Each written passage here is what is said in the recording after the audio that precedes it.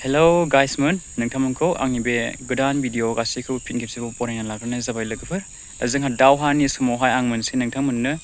latest updates लानानै फैदों जोबोद मोजां खौरां दै लोगोफोर आसामनि थागिबिफोरनि थाखाय दा जोंहा दावहायाथ' इन्डिया भार्सेस जोंहा मा पाकिस्तान सोलिगासिनो दङ दा मैयासिमनि गेजेराव जोंहा मोनसे प्रेस नटिस ओंखारदोंमोन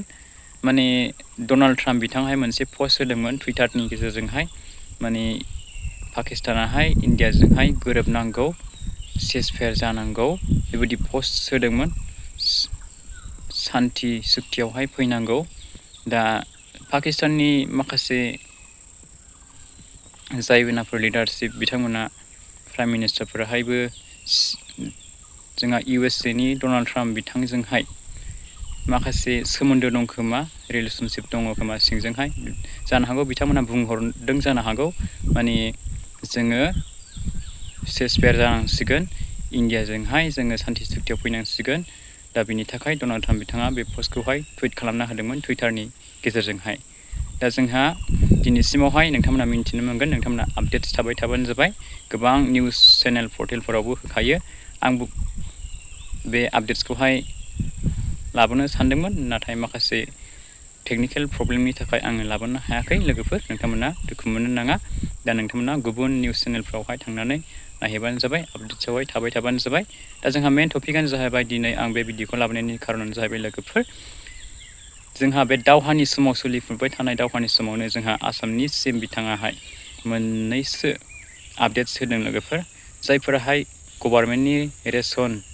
दङ जायफोरा फ्रि माइरं मोनजायो दा बिथांमोननि थाखाय बे जोबोद मोजां खौरां लोगोफोर दा बिथाङा बुंदों फोरमायना होदों गावनि टुइटारनि गेजेरजोंहाय पस्ट खालामना होदों बिथाङा डिक्लेयार होखादों दा बे जाहैबाय नोंथांमोना जुन मासावहाय खेबसेनो जुलाइ आगस्टनि माइरंनि मोननांगौ जानाखि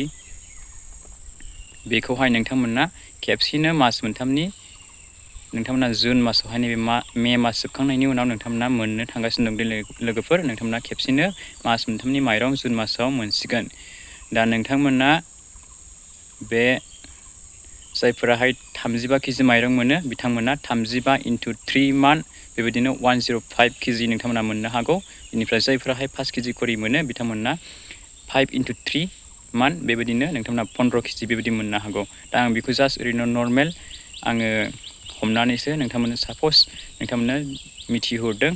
दा नोंथांमोना खेबसेनो जुन मासावहाय मास मोनथामनि जुलाइ आगस्ट मासनिखौबो नोंथांमोना मोननो थांगासिनो दं लोगोफोर नोंथांमोना मोननो हासिगोन दा बेखौहाय जोंहा आसामनि CM बिथां हिमन्त बिश्व शर्मा बिथाङाहाय जोंहा डिक्लेयार होखाबाय दा नोंथांमोना बे भिडिअ क्लिप्सखौहाय नायबानो जाबाय आङो होनानै होगोन स्क्रिनावहाय बिथां आसामनि CMआहाय मा बाथ्रा बुंलांखो माइरं मोनग्राफोरनि सायाव गभर्नमेन्ट माइरं फ्रि माइरं मोनजाग्राफोरनि सायावहाय दा नोंथांमोना बे भिडिअ क्लिप्सखौहाय नायना लाबानो जाबाय आरो बुजिबानो जाबाय दै लोगोफोर आं दा बे भिडिअनि क्लिप्सखौहाय नोंथांमोननो दिन्थिना होलांनि অসমলৈ চাউল আহে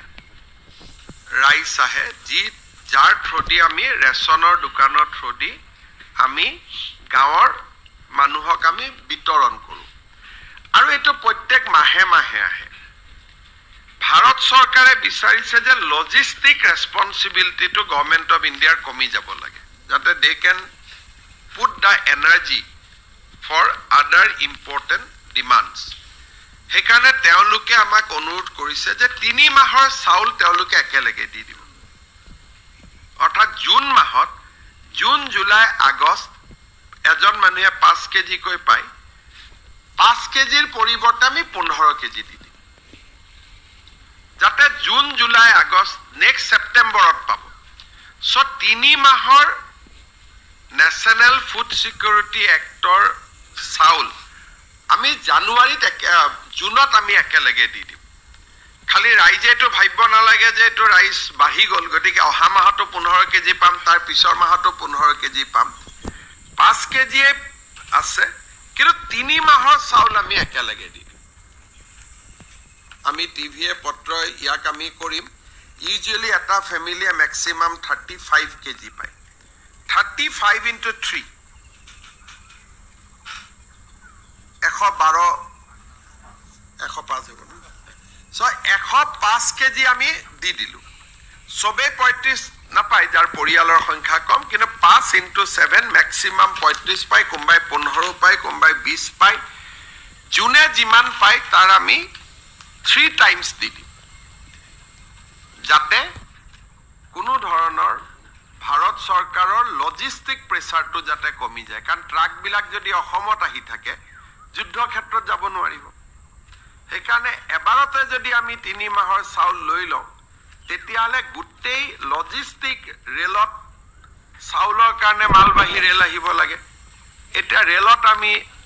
আৰ্মি মুভমেন্ট লাগিব গটিকে